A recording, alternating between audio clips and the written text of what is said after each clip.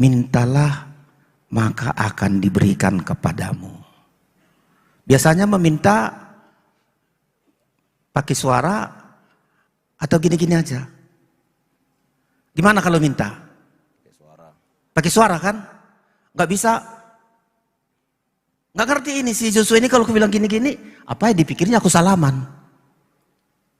Tapi kalau meminta itu harus suara jelas. Suara keras. Kenapa banyak orang nggak penuh Roh Kudus? Butuh Tuhan doro haki. Tuhan tahu itu hatiku. Orang lain sudah haleluya, haleluya, haleluya. Enggak. Tuhan dalam hatinya. Tuhan tahunya itu. Tuhan lihatlah hatiku ini. Aku mau penuh Roh Kudus. Diam saja. Enggak penuh-penuh. Minta itu harus pakai suara. Mulai dari nanti Ayub. Siapa yang penuh Roh Kudus? Ayo menyanyi, Tuhan berikan Roh Kudus. Tuhan penuhkan aku. Tuhan penuhkan aku. Tuhan penuh. Dengar suaramu. Itu orang minta. Suara harus jelas.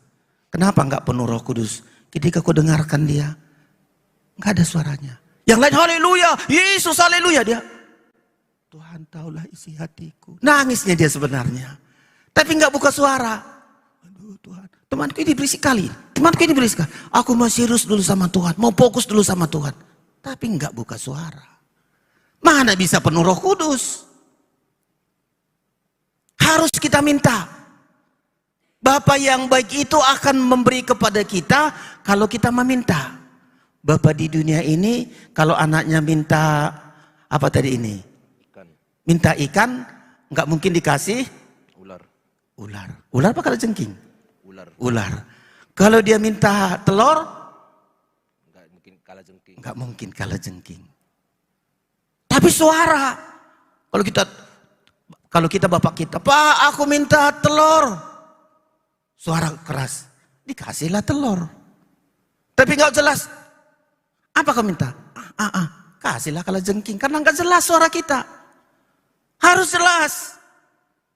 Tuhan, aku penting Roh Kudus. Haleluya, haleluya. Tuhan penuhkan aku, Tuhan penuhkan aku. Tuhan akan berikan Roh Kudus kepada kita. Amin. Udah tahu poin pertama ya? Jadi nanti kalau mau penuh Roh Kudus, jangan diam.